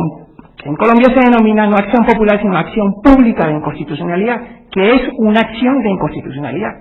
La acción pública de inconstitucionalidad, digamos que no es una innovación de la Constitución del 91, es una práctica colombiana muy antigua. Proviene de una reforma constitucional de 1910, y en esa medida siempre se ha entendido que es un derecho político de los ciudadanos colombianos. Todos los ciudadanos colombianos tienen el derecho político de cuestionar la constitucionalidad de una ley, de cualquier ley que esté en vigencia, y no hay un término, digamos, de caducidad para el ejercicio de esa acción. Se puede mandar cualquier ley, incluso leyes muy antiguas, siempre y cuando estén vigentes en el momento en que se interpone la demanda. ¿Por qué en Colombia existe esa figura? Digamos que eso es un misterio que nunca ha sido develado por nuestros historiadores constitucionales. Fíjense que es de 1910, antes de que del surgimiento del control constitucional en Europa. Ya había surgido, por supuesto, el modelo norteamericano de control constitucional, pero ¿a qué se debe esa peculiaridad y por qué surge en Colombia? Es algo que nunca se ha sabido muy bien. Y hay que anotar que desde 1911 se ejerce la acción pública en Colombia, es decir, es un ejercicio continuado y regular de esa acción, y bajo la anterior Constitución, bajo la Constitución del 86, es más o menos 5.000 pronunciamientos de la Corte Suprema, que en ese momento era el órgano de control constitucional, sobre demandas que interponen los ciudadanos cuestionando la constitucionalidad de las normas. En esa medida, repito, es una práctica reiterada, inveterada, incluso si se quiere ver desde esa perspectiva, y un poco inexplicable. No se sabe muy bien a quién se le ocurrió, por qué se le ocurrió y cuál es su origen. Pero la acción pública, repito, significa que la acción está en cabeza de todos los ciudadanos, de todos los que tengan la condición de ciudadanos, y da lugar a que se inicie un proceso de constitucionalidad, que es un proceso específico de constitucionalidad que se adelanta ante la Corte Constitucional, que es un proceso que en principio supone una demanda que recae sobre una norma y en la cual se va a debatir la constitucionalidad de esa disposición que se demanda. Ahora bien, la participación de los ciudadanos no se reduce a la posibilidad de presentar una acción. En Colombia todos los procesos de control constitucional son públicos. Todos los ciudadanos pueden intervenir en los procesos de control. Es decir, incluso en los controles oficiosos o automáticos que adelanta la Corte está abierta la intervención para los ciudadanos. En esa medida siempre se ha caracterizado el control en Colombia como un control participativo. Digamos que eso tiene su explicación. Realmente la acción pública es muy cuestionada, digamos, desde el punto de vista mayoritario, porque supone que cualquier ciudadano puede poner en duda la actuación del órgano, digamos, que cuenta con legitimidad democrática por excelencia en un Estado de Derecho, que es el Congreso. Y ese poder en cabeza de los ciudadanos es bastante cuestionable, digamos, desde una democracia que se basa en un sistema mayoritario. El Congreso toma las decisiones en virtud de sus mayorías, y la posibilidad de que un solo ciudadano cuestione ese órgano que tiene legitimidad y que ha adoptado las decisiones luego de un proceso legislativo complicado, complejo y en virtud del principio de mayoría, es complicada, es discutible desde el punto de vista del principio mayoritario, que es uno de los pilares de funcionamiento de una democracia. Por eso, la Corte insistió en que el proceso donde se debate o se cuestiona la actuación del Congreso tiene que ser un proceso abierto a los ciudadanos, donde todo ciudadano puede intervenir defendiendo o acusando la disposición. Fíjense además que el control abstracto siempre ha sido muy objeto de críticas desde la teoría tradicional de la justicia constitucional, porque se trata de un control donde no hay un doliente, donde no es un control que tiene origen en un caso concreto y donde es más perceptible o más fácil de percibir por qué una norma es inconstitucional. Es más fácil determinar que una norma es inconstitucional si una persona le hace un allanamiento ilegal a su casa, que debatir en abstracto una norma del Código de Procedimiento Penal que permite ciertos tipos de allanamiento que a juicio de alguien son inconstitucionales. Ese es el gran problema del control abstracto. Y en la medida en que está abierta la participación de los ciudadanos en el proceso de constitucionalidad, está abierta la posibilidad de que se pongan más razones y más argumentos para que el juez constitucional pueda formarse una opinión y tomar la decisión definitiva. En esa medida esa es la importancia de la apertura y de la posibilidad de participar de todos en esos procesos de constitucionalidad. La idea de dar más argumentos, más puntos de vista y más razones que enriquezcan el juicio final o la decisión final que tome el juez constitucional sobre el asunto que se le propone. Digamos que en esa medida, insisto, todos los procesos de constitucionalidad en Colombia están abiertos a todos los ciudadanos para que participen en ellos. Y no se trata de una mera hipótesis de carácter legal. Los ciudadanos participan activamente demandando, por supuesto, ya quisiera yo que participaran menos, que interpusieran menos demandas, pero lo hacen mucho, y también participan activamente en la defensa y acusación de las disposiciones, porque digamos que no solo participan acusando, sino también defendiendo disposiciones demandadas cuando a juicio de ellas se ajustan a la Constitución y además digamos que defienden intereses que para ellos son importantes. En esa medida, repito, el proceso es muy participativo. Bien, en eso, y ahí ya eso adelanta un poco la conclusión, o bueno, una de las conclusiones, el papel de la Defensoría del Pueblo es muy limitado. Es decir, dado que no hay una legitimación activa restringida, dado que cualquier ciudadano puede cuestionar una norma, dado que cualquier ciudadano está habilitado para participar en el proceso de constitucionalidad, en principio, el papel que cumplen los órganos que tienen prevista una participación específica en el proceso de constitucionalidad, pues no sería muy relevante. Y a eso me lleva, digamos, ya a la segunda parte de mi exposición. El papel que ocupa la Defensoría dentro del esquema institucional colombiano y el papel que cumple la Defensoría en los procesos de constitucionalidad.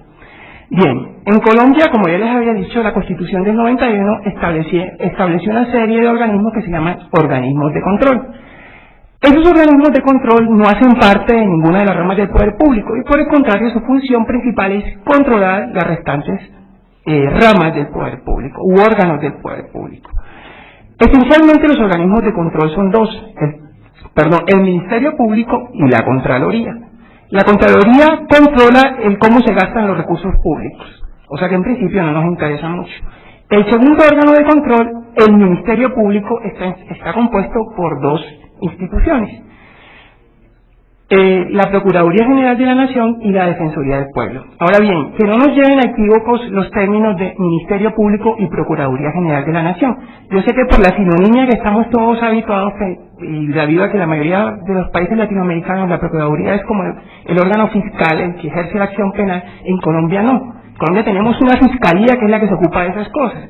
En Colombia, el Ministerio Público y la Procuraduría lo que hace es ejercer tres funciones principales, que son el control de la administración, el control sobre los funcionarios administrativos, digamos, la defensa de los intereses de la sociedad, y en esa medida puede participar en una gran cantidad de procesos y defiende esos intereses de la sociedad buscando que se respete el orden constitucional y el orden legal vigente, y además, la tercera función, la protección y defensa de los derechos, protección, promoción y defensa de los derechos humanos. Esas son las tres funciones esenciales del Ministerio Público, repito. Controlar la administración, controlar los funcionarios administrativos, defender los intereses de la sociedad procurando que el orden constitucional y legal vigente se respete en las actuaciones de los poderes públicos y finalmente la promoción, protección y defensa de los derechos humanos. Bien, el Ministerio Público, como lo dije, lo desempeñan simultáneamente esos dos organismos, la Procuraduría y la Defensoría. Ahora bien, en el diseño constitucional la Procuraduría tiene una cierta especie de poder de tutela sobre la Defensoría. La Defensoría, digamos que es el hermano menor de la Procuraduría y el órgano de menor relevancia al interior del Ministerio Público. Pero sin duda ambos cumplen un papel importante, digamos, dentro de la defensa del orden constitucional, aunque resulta en última medida más relevante el papel que cumple la Procuraduría General de la Nación. ¿Por qué? Porque la Procuraduría General de la Nación, dentro de esa misión de defensa de la sociedad, está obligada a participar en todos los procesos de constitucionalidad. La Procuraduría necesariamente tiene que participar en todos los procesos de control que se entablan, emitiendo un concepto. ¿Por qué? Repito, como se entiende que defiende los intereses de la sociedad y su misión es velar porque el orden constitucional vigente se mantenga incólume, ella actúa en defensa de la Constitución y en esa medida debe rendir un concepto opinando si la norma demandada se ajusta o no a la Constitución. Puede opinar en cualquier sentido, puede defender la norma acusada o atacarla, unirse a la demanda, y sus conceptos no son vinculantes. En esa medida, la Procuraduría participa en todos los procesos, tanto de control oficioso como los procesos de acción pública, y sus conceptos también ayudan a que la Corte se ilustre, a que la Corte llegue a su parecer final sobre si la disposición que está siendo cuestionada se ajusta o no a la Constitución. Digamos que ese sería el papel que cumple específicamente la Procuraduría. Repito, rinde unos conceptos donde expresa unos argumentos en torno a la disposición demandada. argumentos que pueden ser apoyando su inexequibilidad o defendiendo su constitucionalidad. Y repito, sus conceptos no tienen carácter vinculante, aunque sí son obligatorios. Necesariamente debe rendirlos, y debe rendirlos dentro de un término establecido en las disposiciones que regulan el trámite de la acción pública de inconstitucionalidad. En esa medida, digamos que el papel de la Defensoría, que es, repito, el segundo órgano que hace parte del Ministerio Público, es de menor relevancia, porque la Defensoría, digamos que participa y emite conceptos solo en aquellos procesos que le interesan. A diferencia de la Procuraduría, que debe emitir conceptos en todos los procesos, la Defensoría solo emite conceptos en aquellos procesos que a juicio de ella son relevantes para la función que cumple. Y tradicionalmente la Defensoría, digamos que no participa de una manera muy asidua. De alrededor de unas 700 demandas de inconstitucionalidad que se examinan cada año, la Defensoría participa en menos del 1%, participa entre unas 20 y 30 anualmente. Y generalmente reduce su participación a aquellos casos donde están involucrados derechos fundamentales. Digamos que en esa medida, como obedece a la lógica de la actuación de la Defensoría, que es la promoción y protección de los derechos fundamentales, generalmente restringe su participación a esos casos. Normas que hacen alusión a la libertad personal, entonces problemas de códigos de procedimiento penal, normas o códigos penales, normas que establecen restricciones a la libertad personal, insisto, normas que establecen tratos diferenciados que aparentemente no tienen justificación y que afectan a minorías, también participan muy activamente. Problemas de libertad personal o de libre desarrollo de personalidad, como casos del aborto y demás. Y finalmente, en normas preconstitucionales que son muy restrictivas porque son normas muy antiguas, como el Código Nacional de Policía Colombiano, que data de 1970 y que es digamos que tiene un ordenamiento un poco arcaico y en materia de ejercicio del poder de policía. Y en eso, digamos que la Defensoría ha sido muy activa en el control de ese estatuto específicamente. Bien, esa sería, digamos, que una primera función que cumple la Defensoría en los procesos de constitucionalidad. Participar en aquellos procesos que le resultan interesantes debido a su ámbito competencial. La segunda función es una función que incluso dio lugar a ciertos debates. La Defensoría demanda a veces actúa y demanda disposiciones que considera inconstitucionales. No, la Defensoría no goza de una legitimación activa. Mejor, expresémoslo en otros términos. En Colombia no hay legitimación activa restringida y en esa medida la función de demandar la Defensoría la podría cumplir cualquier ciudadano. E incluso, y eso sí es lo divertido, en Colombia se entendía que los funcionarios públicos no podían entablar demandas de inconstitucionalidad en su calidad de funcionarios. O sea que si el defensor entablaba una demanda como defensor, se la rechazaban, porque le decían, usted no actúa como, cuando usted cuestiona una norma por inconstitucional, usted no actúa como funcionario, usted actúa como ciudadano. O sea que usted se equivocó al alegar su condición de defensor para demandar una norma. Usted debía aludir su condición de ciudadano. A partir del año 97 la Corte pues ya comenzó a flexibilizar esa postura inicial y dijo, bueno, la mayoría de los funcionarios también son ciudadanos, está bien, invoque su condición de funcionario, pero yo aquí no voy a estudiar su demanda como funcionario, yo lo voy a estudiar como una demanda presentada por un ciudadano colombiano más.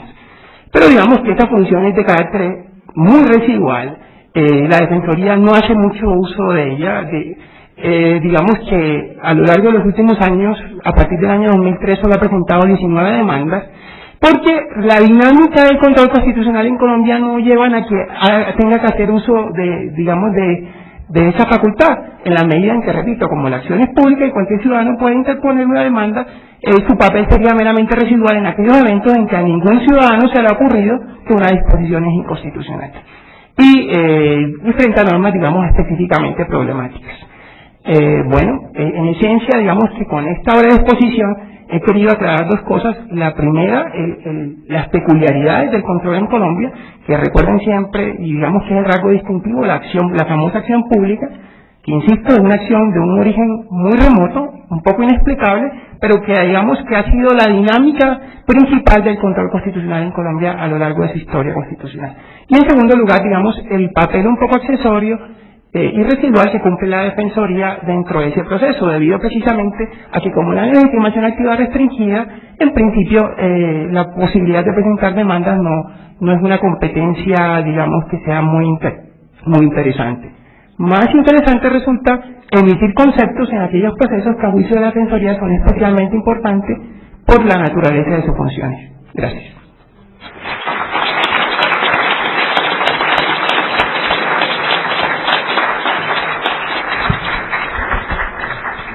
Agradecemos al doctor Alexei Julio Estrada por su participación y por darnos esta radiografía de cómo se ejerce esta atribución por parte del Defensor del Pueblo en Colombia, con esta peculiaridad, ¿no? La peculiaridad que él ha manejado en virtud de que la acción de inconstitucionalidad es una acción pública a la cual tienen acceso todos los ciudadanos, y que en México solo la tenemos recientemente incorporada en la Constitución de Coahuila. Yo ese rato señalaba que ahí también se incorporó la legitimación de la Comisión Estatal de Derechos Humanos, y bueno, también en esa ampliación de legitimación activa se estableció la posibilidad de que todos los ciudadanos o cualquier ciudadano pudiera acceder a iniciar la acción de inconstitucionalidad. Hasta donde tengo entendido, solamente esa entidad federativa tiene este tipo de legitimación. También destacar lo que, bueno, particularmente me llamó la atención cuando el doctor Alexei hablaba de la cláusula de apertura, esta doble cláusula de apertura tanto a los tratados internacionales como a lo que hoy se denomina el derecho jurisprudencial, ¿no? Y que con eso me voy a permitir también responder una pregunta que curiosamente me llegó a mí, si los tratados internacionales en México pudieran integrar el parámetro de constitucionalidad. Como yo lo dije hace rato, yo creo que sí, ¿no? Habría necesidad de que la Corte estableciera una nueva interpretación del artículo 133 constitucional para que, en base a esa interpretación, este artículo sirviera, digamos, de norma puente o de norma de apertura, digámoslo así, hacia los tratados para integrarlos como parámetro de constitucionalidad. Tenemos un espacio para preguntas y respuestas, entonces el doctor Joaquín Braje tuvo el monopolio de las preguntas, entonces le vamos a solicitar que de manera breve si nos puede dar respuestas, y una también que fue para el doctor Edgar Carpio. Adelante. Bien, pues estoy dando una respuesta así muy rápidamente a las preguntas que se plantean. Una de ellas es qué opinión tengo sobre una propuesta de ley en Holanda para que las mujeres que tienen fe islámica no usen su velo tradicional. Aunque no guarda demasiada relación con el tema objeto de la mesa, nada, con mucho gusto, muy brevemente, simplemente indicar que se ha planteado el caso respecto de una mujer que llevaba velo islámico en varios países, en concreto en Francia, que es un país muy laicista, pues el criterio es el de prohibirlo. En Alemania, una mujer profesora de universidad, pues se impugnó la prohibición a la misma de acudir con el velo islámico. El Tribunal Constitucional la tumbó, pero sobre la base de un criterio formal, y es que eso no estaba previsto en una ley parlamentaria, y al ser una restricción de un derecho fundamental como la libertad religiosa y entre otros, porque también la libertad de profesión, pues tenía que estar previsto en una norma de rango legal, de ley parlamentaria. Como no lo estaba, basta con eso para que la ley sea inconstitucional. La inobservancia de la reserva de ley en países como España o Alemania genera por sí sola, por mucho que esté justificada la restricción, la inconstitucionalidad de la misma. Lo cual responde a una razón muy evidente, y es que si no está previsto en una ley parlamentaria, no es una restricción que hayan adoptado los ciudadanos a través de sus representantes, y las restricciones a los derechos fundamentales tienen que ser autorrestricciones, es decir, restricciones que los ciudadanos imponen a sí mismos por medio de sus representantes parlamentarios. Por tanto, responde a una razón profundamente democrática y que tiene pues un peso muy considerable. En todo caso, decir que yo personalmente soy partidario, sin tener una solución mágica, pero de bastante tolerancia en este campo, y no ese laicismo francés que al final pues genera una cierta intolerancia. En España se da la situación paradójica de que buena parte, si es que no la mayoría, de las niñas musulmanas eligen escoger en colegios católicos, que se los paga el Estado, o incluso los pagan, incluso teniendo pocos ingresos en muchas ocasiones, o concertados que los paga el Estado o que los pagan ellas, y posiblemente porque tienen una gran tolerancia. No habrá nada más natural para una monja que ver a una niña cubierta, y bueno, lo cierto es que se da esa situación un poco paradójica, ¿no? En cuanto a la segunda pregunta de si en España el defensor del pueblo puede plantear controversias constitucionales, la respuesta es no. Las controversias constitucionales, que en España se llaman conflictos de competencia, tienen el sentido de que tenga legitimación para plantearlos aquel que se vea afectado en su esfera competencial. Y como el defensor del pueblo no corresponde a la división territorial de poderes, no es un órgano territorial, sino un órgano, digamos, del Estado global, es decir, tanto de la, por utilizar la terminología de aquí, de la federación como de los Estados federados, lo que en alemán se llama Gesamtstaat, es decir, Estado global, pues no pertenece a esa división territorial y por tanto no tiene legitimación activa ni tiene sentido que la tenga para plantear controversias competenciales. Otra cosa distinta, las controversias no territoriales, las controversias interorgánicas. Es decir, cuando existe un conflicto de competencias entre órganos constitucionales. En ese caso, bueno, en España tampoco está previsto entre los órganos que pueden plantear este conflicto orgánico. Otra pregunta es, en el caso de que se declare la que yo llamo IPO, la inconstitucionalidad por omisión, ¿qué tipo de consecuencias se produce ante esa declaración? Si se especifica el sentido en el que habrá de suplirse el silencio del legislador. Bueno, las soluciones aquí son distintas y bastante pragmáticas, ¿no? Depende un poco del caso. Por ejemplo, en ocasiones el Tribunal Constitucional acude, y es común en muchos otros países, a lo que se llaman sentencias aditivas. Hay una sentencia prototípica que se ha dado el caso pues en casi todos los países europeos. La sentencia de los viudos. Una ley establece, o de las viudas, según se quiera, una ley establece, pues por razones históricas, una pensión de jubilación, una pensión de viudedad, mejor dicho, a favor de las viudas, aquella mujer que se queda viuda y recibe la pensión de viudedad por estar ella viuda. No está previsto para los viudos. Bueno, pues un viudo recurre, por la vía que sea, y esto llega al Tribunal Constitucional. Esto ha ocurrido en casi todos los países europeos. Bueno, pues una solución, la más extendida, es la sentencia aditiva. El Tribunal Constitucional podría decir, como aquí hay una omisión, pues declara inconstitucional todo y viudas se quedan sin pensión. También cabe, bueno, digo en teoría, no, por supuesto, ¿no? Cabe la solución portuguesa, que posiblemente la que respeta más la libertad de configuración del legislador democrático. Es decir, bueno, damos un plazo para que el legislador regule esto. Hay varias soluciones posibles, no hay una única, pues que lo decida el legislador democrático. Y otra que es la aditiva, que es la que se hace en España. Donde dice viudas, hay que entender que ahora dice también viudos. Se extienden los efectos. Es en este sentido una sentencia aditiva. Hay muchos ejemplos de sentencias aditivas. Por eso muchas veces esta omisión inconstitucional se soluciona por la vía de las sentencias aditivas. Pero en otros casos pues acuden a otras soluciones, un poco dependiendo del caso. Pensemos en una norma penal.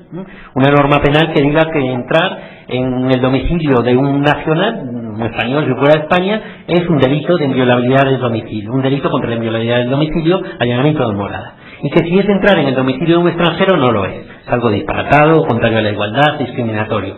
Bueno, pues el Tribunal Constitucional podría decir, pues donde dice domicilio en el Código Penal, domicilio de un español, ahora hay que entender también el extranjero. Pues eso no lo podría hacer porque es contrario a principios básicos del derecho penal. No cabe la extensión, menos por la jurisprudencia. Entonces, en ese caso, pues no se puede acudir a una sentencia aditiva.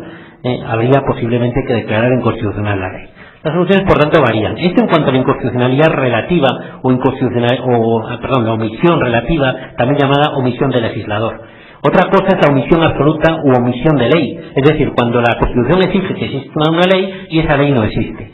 Pues eso ha dado también lugar a distintas soluciones. Por ejemplo, en el caso de la objeción de conciencia, no se aprobó una ley que desarrollara la objeción de conciencia al servicio militar hasta el año 84, desde el 78 que se aprobó la Constitución. Bueno, pues entonces los que objetaban al servicio militar decían, claro, no podemos hacer nada porque no hay una ley que diga qué prestación social tenemos que hacer en sustitución, que diga cómo debemos ejercer el derecho, etcétera. Llega al Tribunal Constitucional y el Tribunal Constitucional dice, falta esta ley. Lo que no podemos hacer nosotros, Tribunal Constitucional, es dictar la ley. Pero lo que sí podemos hacer es decir que los derechos fundamentales no son normas programáticas, son normas directamente aplicables. Y si el legislador no ha aprobado la ley, hay un contenido mínimo que este derecho va a desplegar. Y en el caso de la objeción de conciencia, ese contenido mínimo es que el objetor, quien diga que es objetor de conciencia, no se incorpora al servicio militar. Ya regulará el legislador una prestación social sustitutoria, pero por lo pronto, para que no se vulnere ese derecho a la objeción de conciencia, no se incorpora el servicio militar. Eso se deriva directamente de la Constitución a falta de una ley que desarrolle el tema, que es una omisión absoluta en ese caso. Pocas omisiones absolutas hay en la actualidad, ¿no? Porque han pasado ya bastantes años y todas las leyes que la Constitución exige están dictadas. Por otro lado, otra cuestión es cuando un particular solicita al defensor del pueblo que ejercita una acción de inconstitucionalidad, ¿qué tipo de análisis lleva a cabo el defensor del pueblo? Y se revisa la procedibilidad de la acción. Bueno, pues el defensor del pueblo oye a sus asesores, a una junta que hay de coordinación interior, oye también a los adjuntos, oye también en ocasiones a catedráticos o a profesores o expertos, y después de oír y darse por ilustrado, decide solo él. La decisión es única y exclusiva de él. Exclusiva hasta la arbitrariedad, porque es que se le reconoce, por lo menos al día de hoy, una discrecionalidad total. Por tanto, la decisión es suya. Ahora bien, sí oye siempre y sus decisiones suelen ser bastante razonadas. Otra cosa es que te convenza esos razonamientos y sobre todo que te convenza la práctica que responde de un ejercicio extremadamente prudente, como he dicho, prohibido totalmente desde mi punto de vista.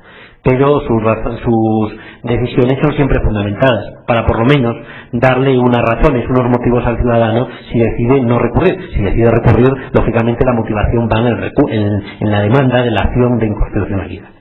En cuanto a la otra pregunta, se formulaba una pregunta en general sobre cuál es la composición de los tribunales constitucionales en cada país. Entonces, en el caso de España me gustaría decir que ¿quién los nombra? Dice la pregunta, ¿no? Pues esa pregunta había que responder en el caso de España con esa palabra clave. En derecho las palabras no son nunca inocentes.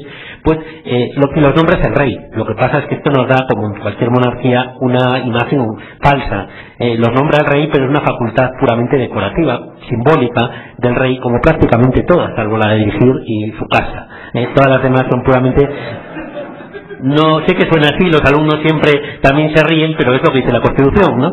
La única función es administrar su casa con mayúscula, pero es la única función en la que el rey no necesita refrendo. En todas las demás necesita refrendo. Quien decide realmente es el órgano político correspondiente. Por lo tanto, el nombramiento de los magistrados del Tribunal Constitucional son 12, mal criterio, que sea número par, pues los nombra el rey. Pero quien realmente los nombra, quien realmente lleva a cabo el nombramiento, son 4 de ellos el Congreso de los Diputados, o Cámara Baja, 4 la Cámara Alta o Senado, 2 el Consejo General del Poder Judicial, que es como el Consejo de la Judicatura aquí, y otros 2 los propone, pero realmente los nombra materialmente, el Consejo General del Poder Judicial, el Gobierno. 2 el Gobierno, 2 el Consejo, 4 el Senado y 4 el Congreso. Y con esto he concluido. Muchas gracias al doctor Braje por sus respuestas. Tenemos ahora, como esta última pregunta fue genérica, fue dirigida, fue dirigida a los 3 participantes, se doy uso de la palabra al doctor Carpio. ¿Cómo no? Telegráficamente. Bueno, en el Perú los magistrados del Tribunal Constitucional son en número de 7. Todos son nombrados por el Congreso de la República con el voto conforme de 2/3 del número legal de miembros del Congreso. Es decir, si son 120, 2/3 representan 80 votos, ¿no? Esto ha llevado en la práctica, no tanto que se produzca un problema de repartición entre los partidos políticos, sino que en cierta forma se pongan de acuerdo, salvo el primer quinquenio donde hubo todo un problema, que gente de cierto nivel acceda al cargo de magistrado del Tribunal Constitucional, lo cual por lo menos en el último quinquenio ha significado que el Tribunal Constitucional tenga un nuevo cariz. Yo quisiera aprovechar esta notita para inmediatamente también conectar algo a lo que se ha referido Joaquín Braje y a la que ha hecho cierta referencia en el caso peruano. Ciertamente en lo que hace al Perú, estos criterios de autorrestricción que la Defensoría del Pueblo puede haber formulado al momento de ejercer la legitimación activa, en modo alguno puede entenderse como que esa defensoría es una defensoría cohibida, ¿no? En verdad no es una defensoría asexuada, no es una defensoría aburguesada, sino que es una defensoría que ha sido muy activa en la protección de los derechos fundamentales, demasiado activa, diría yo. De 221 demandas de inconstitucionalidad presentadas, y de las cuales no todas todavía se han resuelto en este decenio, La Defensoría ha intervenido presentando demandas de inconstitucionalidad en 21 oportunidades, pero cuidado, eso no quiere decir que en el resto, o sea, en las 200 más, donde no ha intervenido, de pronto la Defensoría haya tenido un papel así muy decoroso, está sentado en su oficina, bueno, a ver, que ellos pierdan, ¿no? Yo no me voy a exponer. Normalmente cuando presentan ciudadanos demandas de inconstitucionalidad, la Defensoría inmediatamente presenta informes relativos al tema, o presenta amicus curia, ¿no? Estudios en relación a temas respecto a los cuales hayan tenido una opinión ya la Defensoría, o hayan elaborado informes. En otros casos, cuando las demandas de inconstitucionalidad son presentadas por ciudadanos, 5.000 como se dijo en el momento de la intervención, la Defensoría del Pueblo los orienta. En algunos participa como coadyuvante. Se dice, si la Defensoría tiene legitimación activa, ¿por qué no va a poder participar como coadyuvante? Y participa como coadyuvante. Cualquier cosa se le puede achacar a la Defensoría, menos de ser, en el caso peruano, por lo menos una Defensoría aburguesada o asexuada, no comprometida con la defensa de los derechos fundamentales. Yo diría que en el Perú, por lo menos, la Defensoría del Pueblo es una institución no solamente que ha luchado mucho contra la dictadura cívico-militar de Fujimori en la década de los 90, sino que es una institución, a diferencia de España, es un órgano constitucional, y no solamente de relevancia constitucional, sino que a la que además se debe mucho en todo el tema de la transición democrática. Se trata de una Defensoría ejemplar, que es seguramente la institución con mayor credibilidad en el Perú. Nada más. Muchas gracias al doctor Edgar Carpio Marcos, y finalmente tenemos el uso de la palabra al doctor Alexei Fulvio Estrada. Bueno, respecto a la pregunta sobre la composición de la Corte Procesal Colombiana, está integrada por 9 magistrados, los elige el Senado de la República, que es una de las 2 cámaras que forma el Congreso, por mayoría, y los elige de ternas que presentan el Presidente de la República, el Consejo de Estado y la Corte Suprema de Justicia. En esencia, esa es la composición, la integración y el método de elección.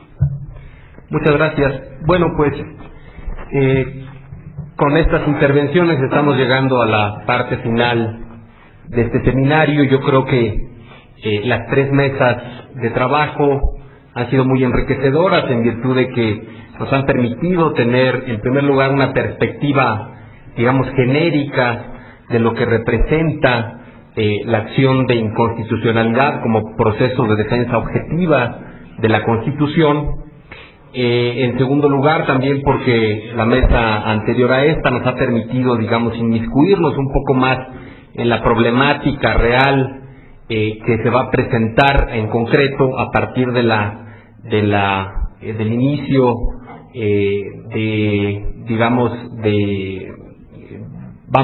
del inicio de esta nueva legitimación que tienen los órganos de defensa de los derechos fundamentales en México. Y bueno, ahora porque nos ha permitido tener también conocimiento de las experiencias comparadas, de ver cómo ha funcionado este tipo de legitimación en particularmente 3 sistemas constitucionales, de donde ha salido, como ha podido verse, una serie de planteamientos que en otros países se tienen ya superados y que en México todavía se tienen, digamos, en estado germinal, y por lo mismo nos están produciendo dudas de la integración del parámetro, de la amplitud del objeto, de la restricción en la legitimidad, etcétera, etcétera. Con esto yo nada más quiero agradecer a nombre de las 2 instancias que coadyuvaron a la organización del evento, tanto a la Comisión Nacional de los Derechos Humanos como a esta casa académica, el Instituto de Investigaciones Jurídicas, por la presencia de todos ustedes y también en particular de los profesores que vinieron desde otras latitudes para estar presentes y exponernos estas experiencias. En ese sentido, sin más formalismo, damos por concluido este seminario. Muchas gracias a todos.